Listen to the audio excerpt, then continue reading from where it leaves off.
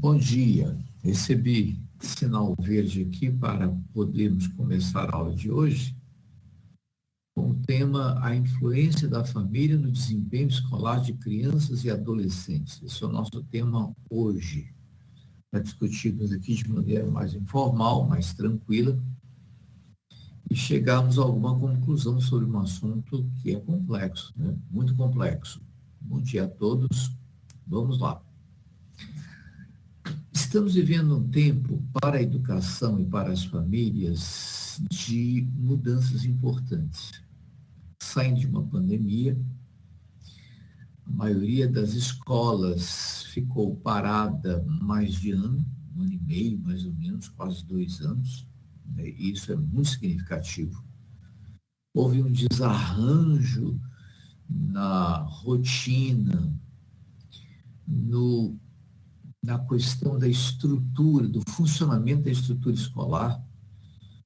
Então, esse desarranjo está sendo corrigido, porque agora as aulas voltaram mesmo. E voltando, então, as pessoas não estão muito acostumadas com a nova rotina que necessariamente tem que acontecer. Nem as famílias, nem as escolas. Então, vivemos um momento de adaptação a um novo momento, pós-pandemia. Momento de ajustes, momento de retomada do que havia e até modificação, porque com a pandemia e com o ensino online, muitas coisas foram percebidas e há que se corrigir o que não estava bom, né? Graças a Deus. Enfim, nós estamos vivendo um tempo de adaptação, um tempo mais difícil para a educação e para as famílias, para crianças e adolescentes nesse contexto. E o nosso assunto pretende abordar um pouco essa dificuldade. Não em termos técnicos, claro, mas, como sempre houve, em termos de ensino-aprendizagem, famílias participando da aprendizagem dos filhos, etc., etc. Então, vamos lá? Vamos lá para o primeiro slide, né? Família, filhos e escola, né? Nós começamos aí dizendo que a família, seja que tipo for, nuclear, extensa, de single, né? Pais singles. Então, seja que tipo for, a família é parte fundamental do desenvolvimento físico, social, afetivo e cognitivo de suas crianças e adolescentes, né? Então, falando em criança e adolescente, estamos falando necessariamente de desenvolvimento, porque são pessoas em desenvolvimento.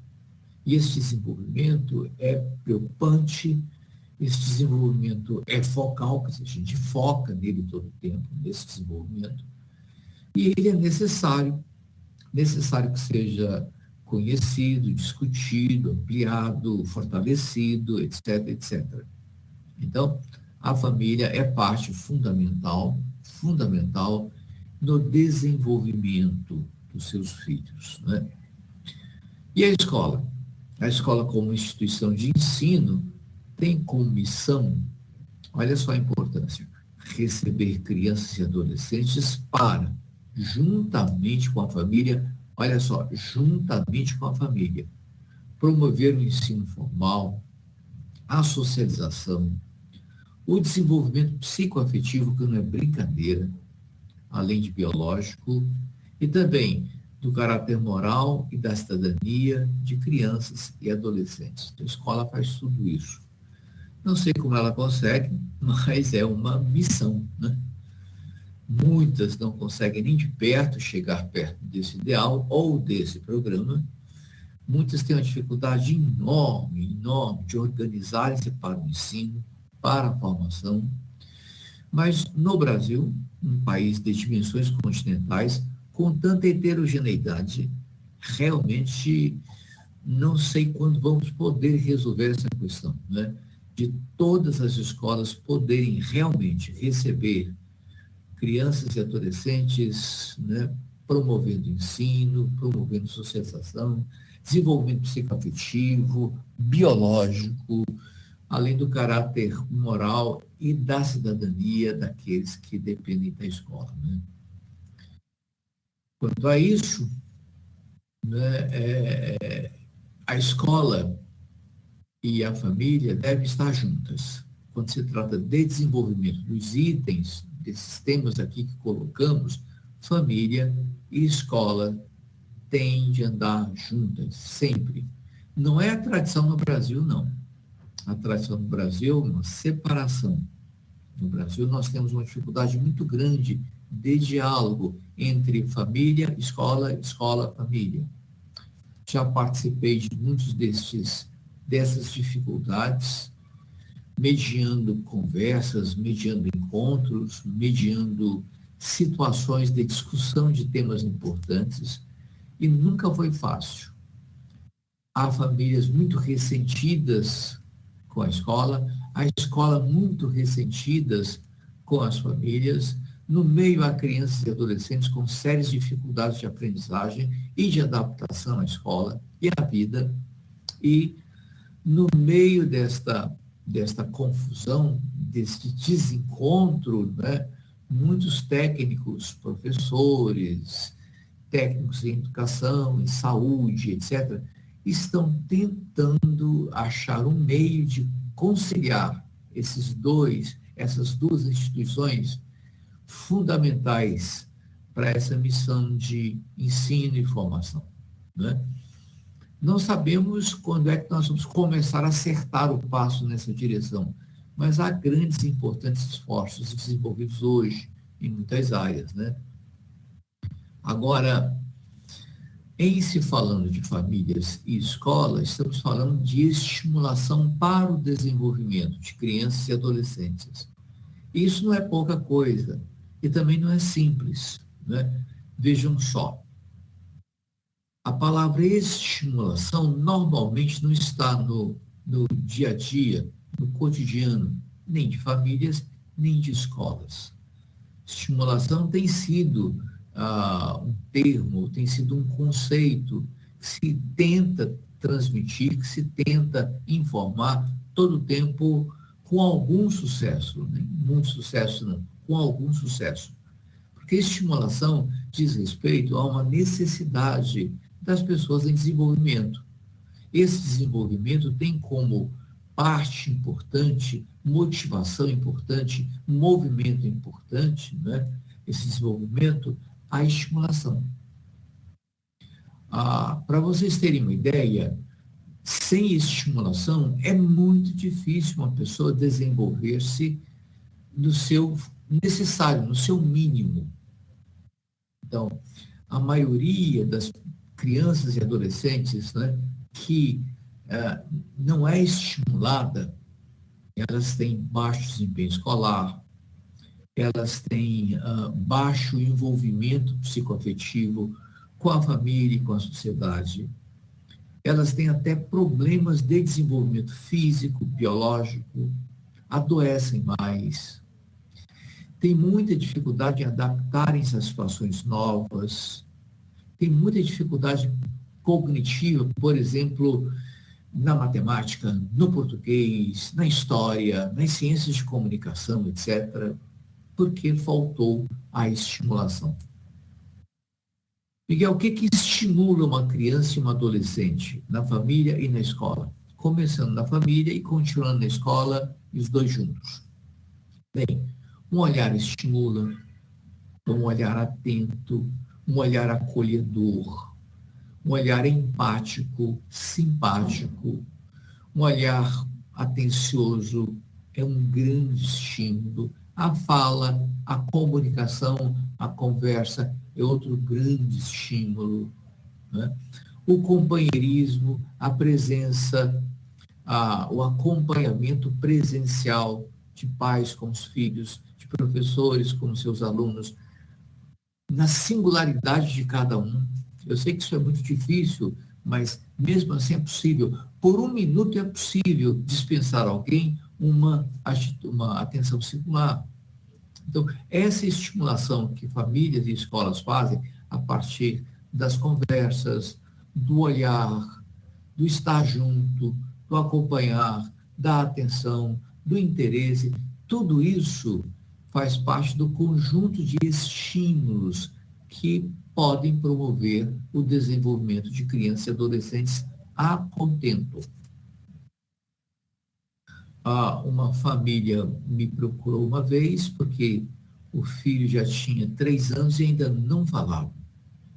Eu perguntei aos pais se eles conversavam muito em casa. Não, a gente quase não conversa. Nós somos muito calados, nós somos muito fechados e calados. E se não conversam, quem é que conversa com a criança? Ninguém, né? O nosso primeiro filho, ele fica mais por conta da avó, que também não conversa. Ela fica fazendo os trabalhos dela, cuidando das coisas dela, só olhando a criança, mas realmente, mamãe, disse a mãe, né? A mamãe, a avó da criança, é muito caladinha, muito na dela, mas cuida bem da criança. Como é que cuida bem sem estimulação, né? Tem jeito. Então, não é cuidar bem. Ficar de olho para a criança não se machucar, para a criança se alimentar, para a criança, enfim, não cometer alguma coisa contra a integridade física dela, etc. Isso é normal. Isso ajuda muito, mas não é estimulação. Não é. Estimulação é uma convivência, é um estar com o outro, estimulando todo o potencial que esse outro, a criança no caso, e o adolescente, pode desenvolver. Há um potencial a ser desenvolvido, vamos desenvolver. Né? De sorte que estimulação é necessária. Né? Toque estimula, deixa eu ver se eu me lembro alguma coisa mais, envolvimento nas brincadeiras estimula. Uma coisa muito importante, né, é que estar com a criança interessada nela, na fala dela, no comportamento dela, essa atenção, esse interesse é fator de estimulação. Tudo isso ajuda e ajuda muito. Vamos adiante. Bem, a prática desse ideal, né, do acolhimento, do desenvolvimento, do trabalho de estimulação, é alguma coisa difícil, muito difícil, eu sei. Eu percorri a bibliografia a respeito e descobri um trabalho muito simples de um pessoal do Mato Grosso, simples, mas que fez uma pesquisa numa escola e essa pesquisa visava avaliar, né, as razões pelas quais alguns alunos tinham baixo desempenho e outros não, né? Então, eles disseram isso aí. Diante do baixo desempenho escolar de alguns alunos, percebeu-se uma diferença no interesse das famílias pela vida escolar dos filhos. Os alunos que tinham acompanhamento e preocupação dos pais por seus estudos apresentavam bom desempenho. Já os que não recebiam essa atenção não estavam se desenvolvendo bem, demonstrando comportamento agressivo e conflituoso. Olha só. Então, a criança vai para a escola, logo, se tem pré-escola, tanto melhor, mas na pré-escola começam a morder, bater e morder os outros, bater e morder os outros. Uma mãe, certa vez, procurou a diretora da sua escola da criança, né? Pequeninha, 2 anos e pouco, e disse assim: eu quero que vocês tomem providência contra um monstro que está aqui dentro. Esse monstro, todos os dias, morde a minha filha. Morde. Só pode ser monstruosidade.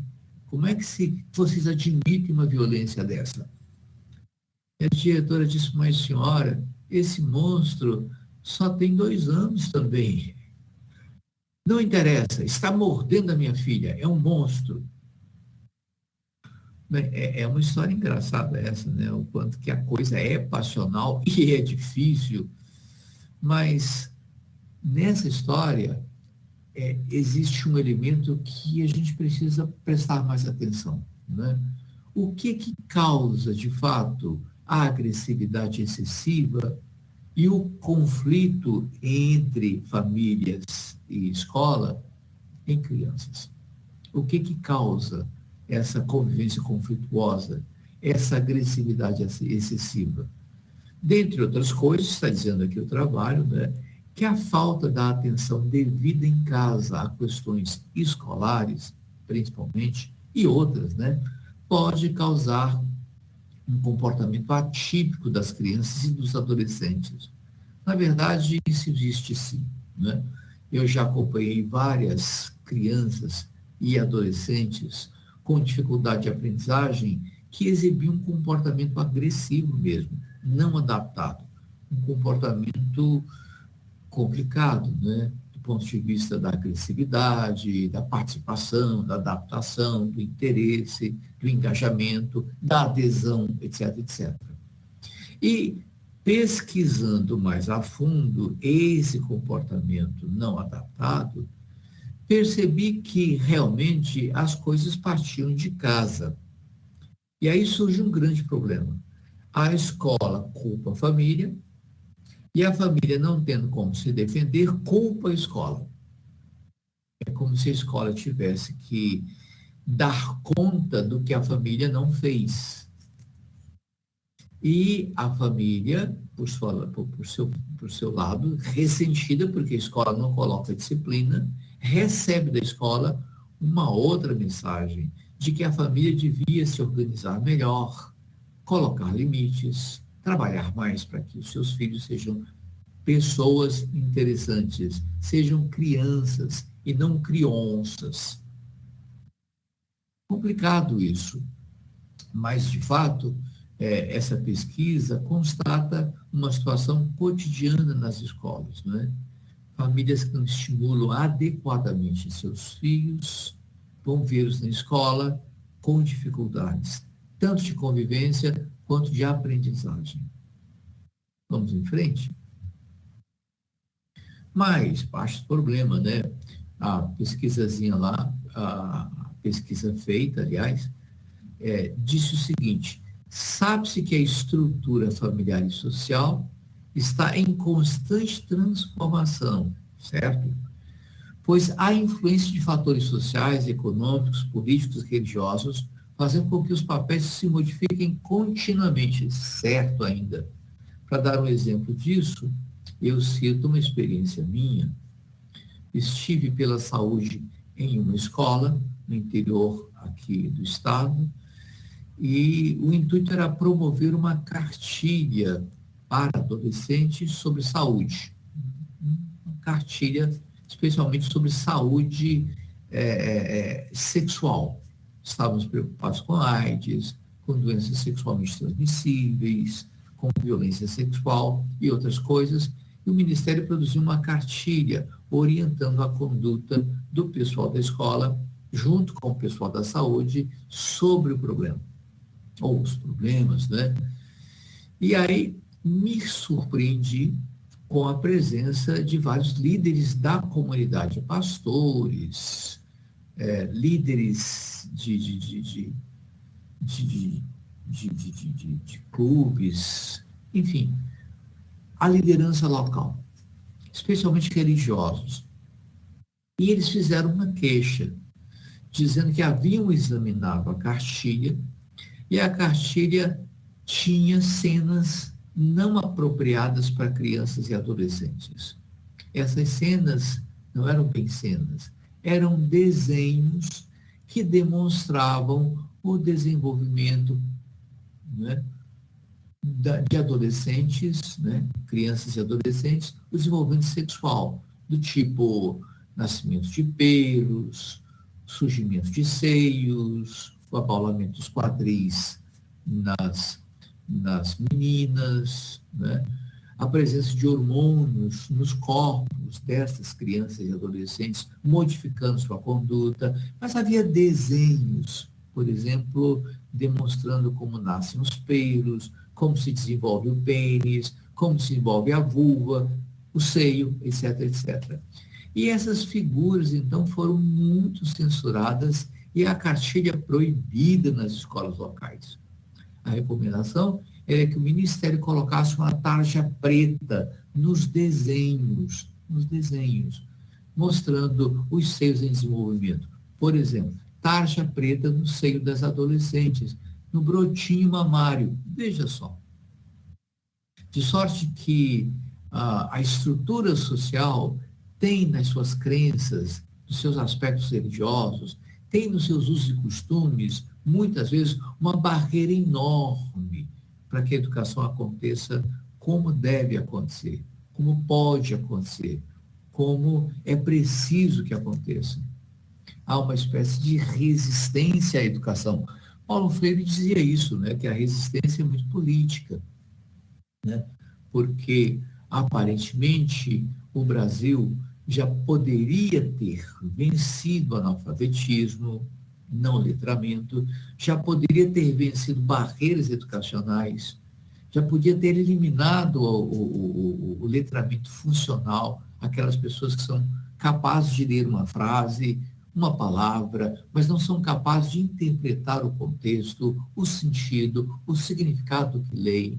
Então, são chamados de analfabetos funcionais. No Brasil, isso é muito comum mesmo, e aumentou agora com o golpe que a educação sofreu a partir da pandemia, né?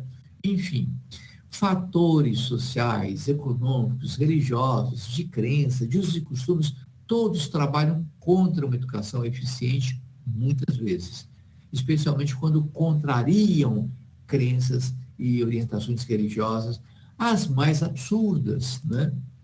Eu estava certa vez com uma família, né, conversando no interior, quando aproximou-se um fotógrafo.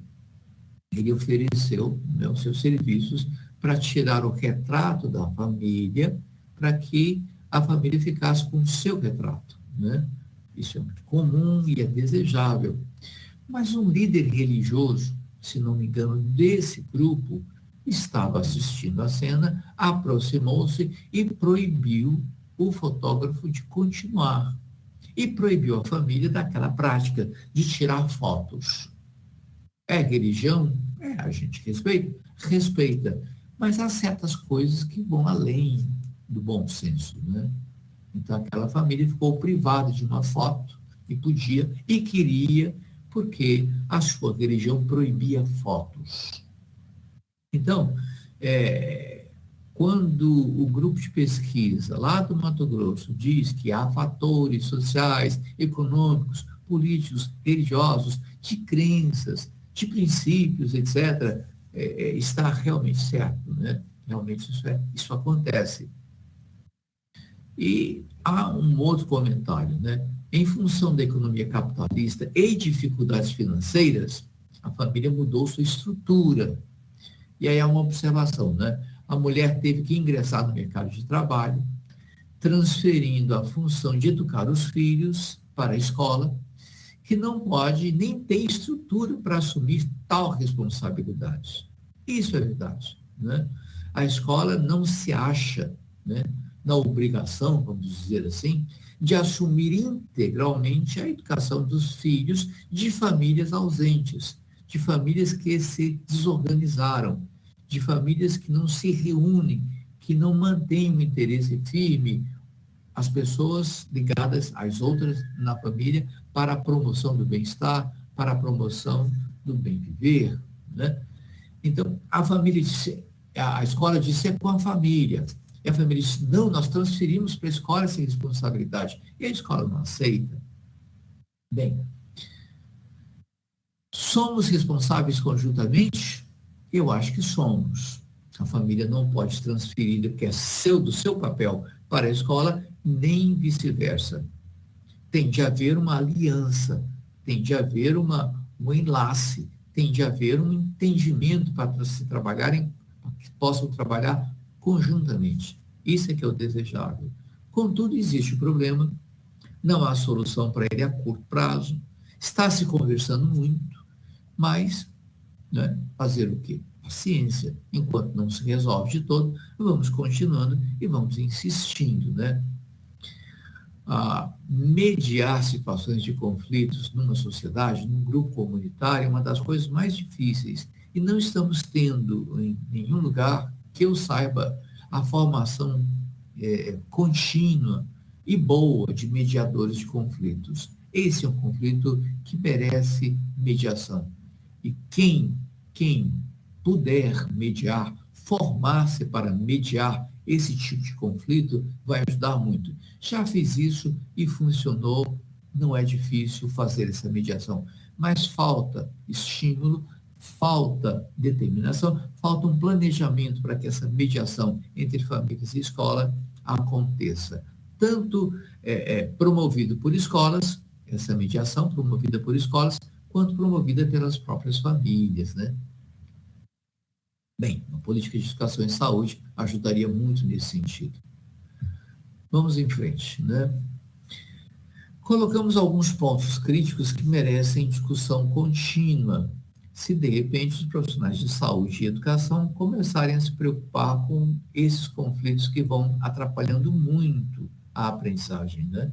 O desenvolvimento de crianças e adolescentes necessário, urgente, profundamente interessante, né? Esses pontos críticos são o preparo dos pais ou responsáveis para acompanhamento dos filhos. Não é interessante para uma família pedir a pais semi-analfabetos que acompanhem as tarefas dos filhos. Eles vão ter dificuldades que eles não sabem nem para si. O que se faz com isso? Há escolas que convidaram pais para fazerem cursos paralelos, mães, pais, avós, tios, tias responsáveis. Há escolas que convidaram para aulas familiares, ensinando como devem se comportar na hora de ajudarem seus filhos com tarefas escolares. Acho isso uma boa iniciativa. Acho interessante, né? A escola tomar a iniciativa de chamar os pais que não têm condições intelectuais de acompanhar seus filhos nas suas tarefas e estudos. Outro ponto crítico, o tempo que esse processo requer. Os pais têm esse tempo? Se os pais não têm esse tempo e definitivamente não podem acompanhar os seus filhos, como a escola vai fazer? Reprovar os filhos? Enviar esses filhos para a saúde, quando eles apresentam déficit de aprendizagem, como o trabalho aqui demonstrou, né? Enviar esses filhos para assistência social, para algum tipo de creche, entre aspas, né? Onde esses filhos possam receber algum tipo de ajuda. O que se vai fazer? Né? É preciso que haja uma discussão ampla sobre o tema de famílias que não têm tempo de estar com seus filhos, mas os querem na escola. E a escola não pode negar recebê-los. O que a escola vai fazer com essas crianças e esses adolescentes que não aprendem porque não são estimuladas nem acompanhadas em casa? E isso é preciso mudar a educação, mudar o esquema de educação, procurar outras técnicas de ensino. O que se vai fazer? É um tema que precisa ser discutido. Outro ponto crítico, a convivência problemática que perturba a aprendizagem de crianças e adolescentes. O que eu estou chamando de convivência problemática? É aquela em que nós encontramos coisas que não gostaríamos de encontrar. Por exemplo, pai alcoolizado, mãe alcoolizada, pessoas usando drogas ilícitas, né? Pessoas em situação irregular quanto à lei, né?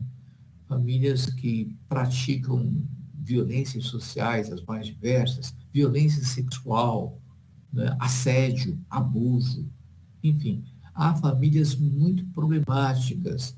E essas famílias problemáticas perturbam certamente e profundamente a aprendizagem dos seus filhos.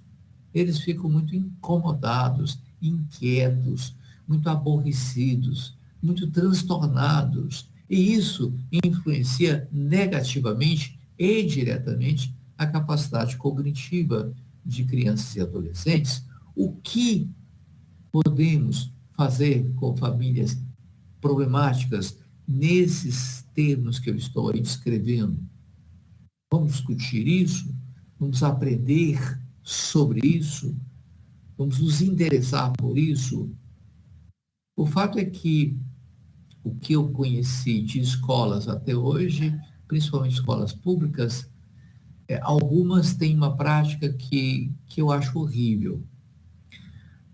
Crianças egressas desses lares problemáticos são sistematicamente deixadas de lado e incentivadas, direta ou indiretamente, a saírem da escola. Então, com muitas crianças e adolescentes que entrevistei tinham essa história. Nós éramos marginalizados. A turma de professores, de alunos, eles eram advertidos sobre nossa presença não desejada, nossas práticas, nossa família estranha. E aos poucos nós nos sentimos deixados de lado, alijados do convívio e empurrados para fora da escola. Quando ouvi isso de adolescentes e crianças, né, egressos dessas famílias problemáticas, fui conversar com um corpo de professores. E eles disseram, eles atrapalham muito, eles dificultam muito o nosso trabalho. Nosso trabalho é penoso, é complexo, é difícil. E se esse pessoal, viu? Se esse pessoal vem e começa a complicar a nossa vida, nós não temos o que fazer, não sabemos o que fazer. Entre aspas, sabem sim. Quer dizer, vão alijando, marginalizando, colocando de lado, convidando o adolescente e a criança para saírem do convívio da escola. Olha só que complicado, né? Tá, outro ponto crítico, a violência doméstica é endêmica no país como fator de trauma e causa de transtornos de aprendizagem, né? O que eu chamo de violência doméstica? Eu chamo de violência doméstica aquela física, quando as pessoas se pegam fisicamente, se agridem fisicamente. A violência psicológica, quando há humilhação, seu burro, seu preguiçoso, seu inútil, sua inútil, esse tipo de linguajar violento, né? Outras coisas também, como, por exemplo, abandono, né? Um tipo de abandono muito característico nas famílias problemáticas, é esse de que é filho, mas não é. Porque a questão de pais normalmente afetivos e envolvidos é que todo o seu esforço é para produzir filhos. A mãe diz, são meus filhos. O pai diz, são meus filhos. Os avós dizem, são meus netos, minhas netas, né? Minhas filhas. Isso acontece. Mas quando essa violência impera, quando o aspecto afetivo é todo transtornado, é todo modificado, é todo invertido, vamos dizer assim, então essas famílias, elas não têm filhos, elas têm filhotes, né? É mais uma boca para alimentar, é mais uma preocupação, é mais um problema. E vão tendo filhos. E cada filho que chega é mais uma boca, é mais um problema, é mais uma preocupação, é mais uma presença, vamos dizer assim, indesejável, né? Enfim, crianças de rua que entrevistei certa vez diziam o seguinte, nós estamos na rua porque é difícil ficar em casa. Por que é difícil ficar em casa? Porque a gente não fica muito à vontade, a gente é muito agredido. E uma vez, duas vezes, três vezes, a gente tenta obedecer, a gente tenta cooperar, mas não dá. De fato, nossos pais dizem lá a maneira deles, nossos pais não nos querem. Há trabalho sobre isso, eu tenho alguns livros aqui dizendo sobre isso, um livro até interessante que toma a fala literal das crianças, a fala mesma das crianças, vai analisando o porquê elas foram para a rua, o porquê elas não puderam mais estar em casa. né? Então, a violência doméstica pode produzir, no limite, isso. Meninos e meninas em situação de rua, tendo que lutar contra um mundo muito hostil, sem um lar, sem um apoio, sem nada que os ampare. E isso é complicado. E esse é um ponto também de discussão, né? O pessoal que pertence, os meninos e meninas, adolescentes que pertencem ou que são egressos de lares violentos, que hoje estão na rua, o que fazer com isso? A escola pode interferir, o governo pode interferir, podemos todos interferir nesse aspecto? É uma questão que se coloca, né? Outra coisa que também acontece, outro ponto crítico, é o frequente abandono e desamparo em lares problemáticos. É isso que nós estamos discutindo, né? Então, o abandono e o desamparo são proibidos por lei. O Estatuto da Criança e do Adolescente proíbe isso, proíbe mesmo, né? É crime, mas acontece muito, muito mesmo, e não há muitas providências sendo tomadas, né? E o último ponto crítico, famílias deprimidas pela perda da ilusão de prosperidade e amor. É a questão do casamento, né? As pessoas se casam e esse casamento ele vem com alguma realidade, né? Mas há no horizonte de quem se casa, principalmente o pessoal, né, de baixa renda, todos de maneira geral, há no horizonte delas uma expectativa de um lar bem construído, diferente do seu, do originário, né? Da família de base, né?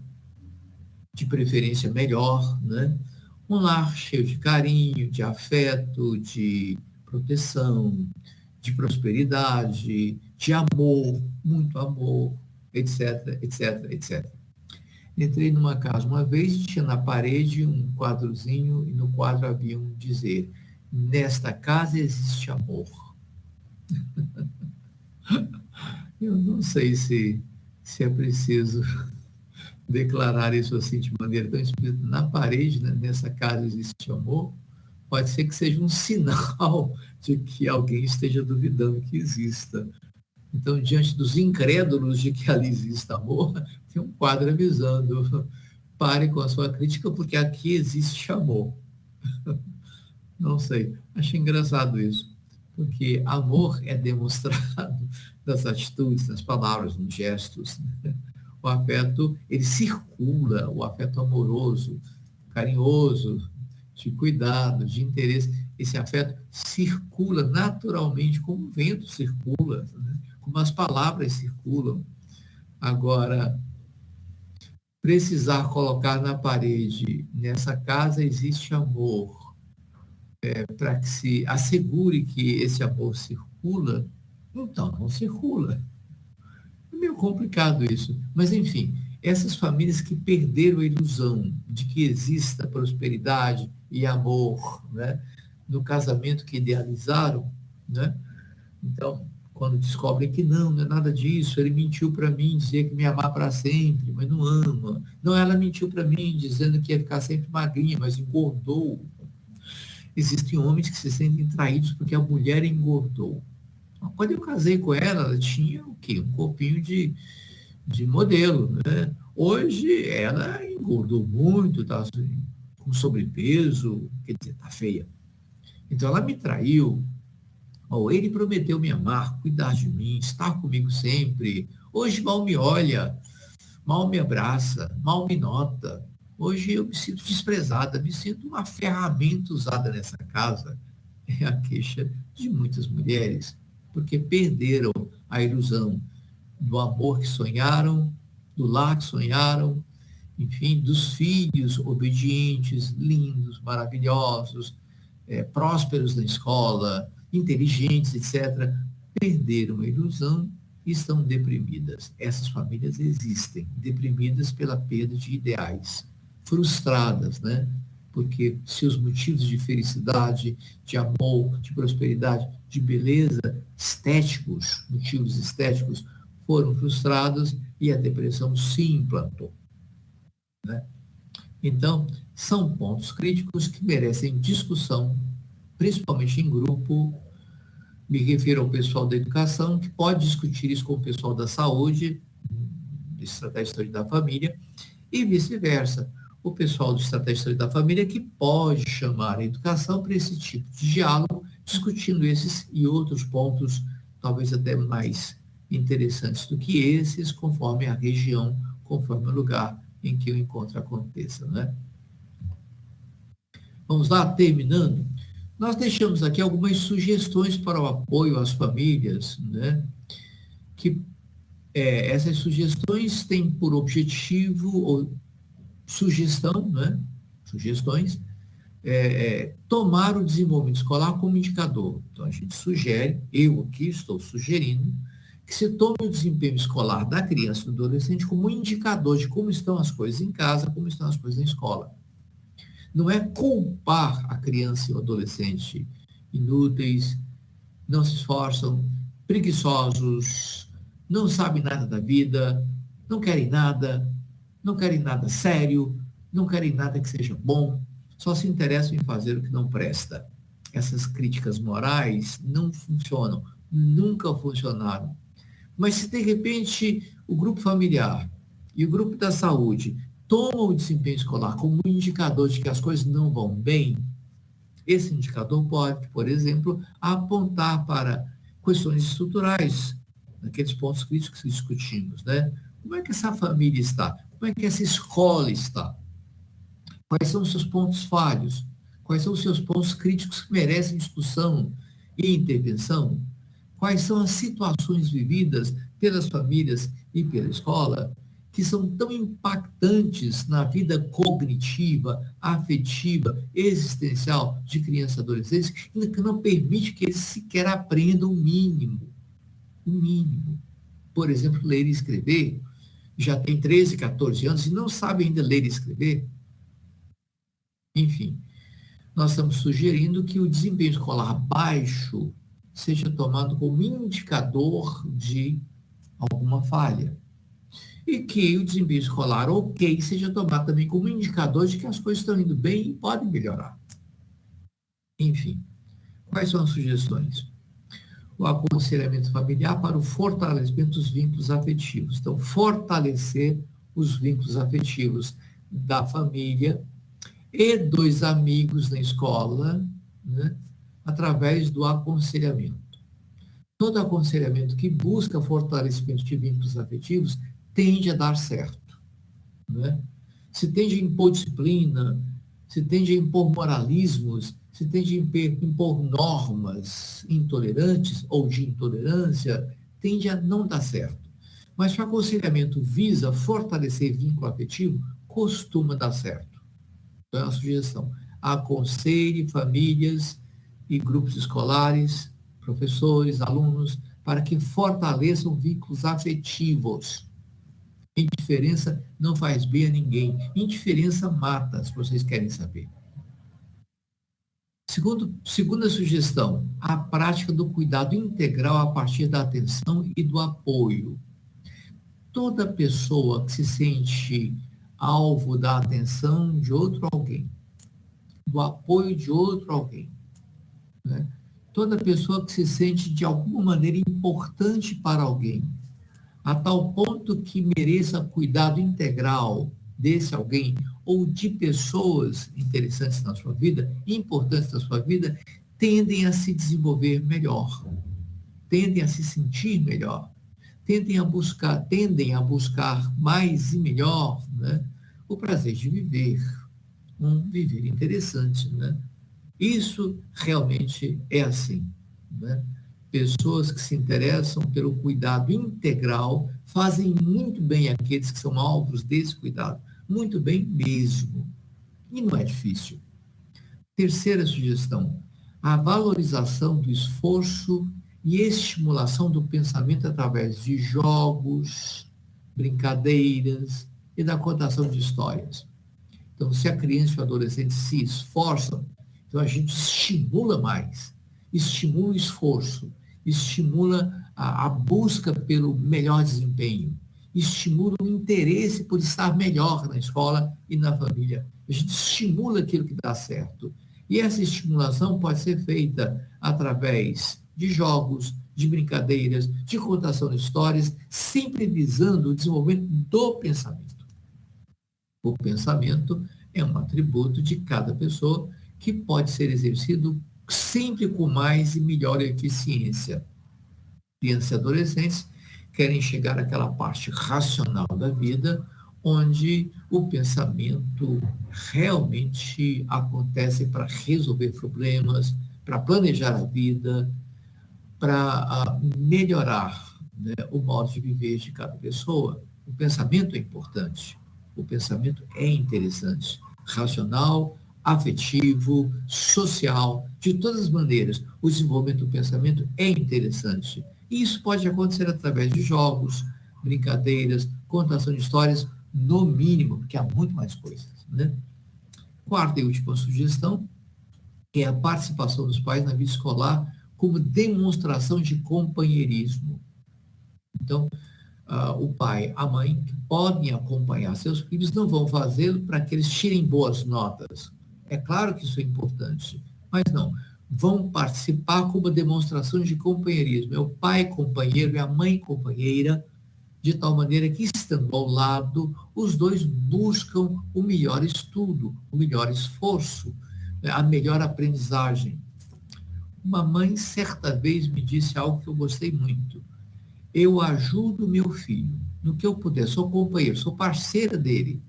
Ele vai para a prova e faz a prova. Eu não quero nem que ele me diga a nota. Eu só quero saber dele se nós fizemos o melhor ou não. Se ele disser, mãe, nós fizemos o melhor, pai, nós fizemos o melhor e a nota foi essa, a nota não interessa. O que interessa é que fizeram o melhor como parceiros, como companheiros, se esforçaram juntos, caminharam juntos, enfrentaram juntos as dificuldades. Nota é o de menos, essa parceria é o de mais. Isso realmente importa. Então, podemos, isso é uma sugestão minha, podemos, né, estimular pais a serem companheiros na vida escolar dos filhos, companheiros e companheiras, né, na vida escolar dos filhos. Esse companheirismo costuma dar bons frutos, muito bons frutos. É isso aí, né? Um abraço a todos e até o próximo encontro. Até lá.